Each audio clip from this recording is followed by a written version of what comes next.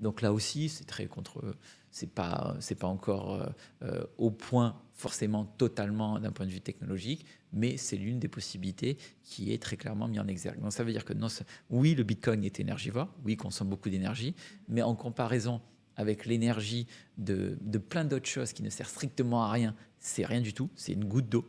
Et en plus, cette énergie est la seule solution d'être, quand on dit la batterie du système énergétique, donc est la seule solution pour pouvoir utiliser ces extra capacités qui permettent de financer un modèle de transition énergétique. Et derrière, c'est la seule solution viable à ce jour industrielle qui permet d'aller exploiter les gaz pétroliers.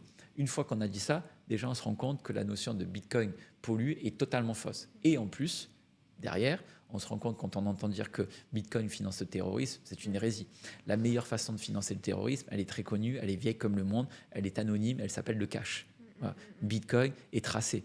L'un des plus gros détenteurs de Bitcoin au monde, c'est le gouvernement américain, tout simplement. Tout simplement parce qu'on arrive à remonter et derrière à saisir les Bitcoins, parce que c'est une blockchain, donc c'est un livre ouvert avec une identification et une centralisation, après qu'un modèle décentralisé.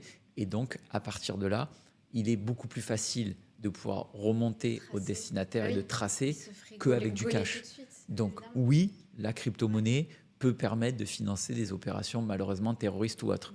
Mais on est très très loin, d'ailleurs les chiffres, pareil, on pourrait les mettre dans le cadre de ce podcast, si ça intéresse les gens sur ce sujet-là, les chiffres par rapport au blanchiment d'argent avec le cash reste le roi de chez roi. Et si j'ai bien un conseil à donner, bon, je pense qu'ils ne sont pas à nous écouter, mais aux terroristes ou aux autres personnes qui veulent blanchir de l'argent, surtout n'utilisez pas la blockchain et surtout n'utilisez pas le Bitcoin. Non, tout est tracé, mais ils le savent. Ça n'a aucun sens. C'est un modèle, Bitcoin est un modèle décentralisé, sécurisé, et qui peut permettre de pouvoir tracer les opérations.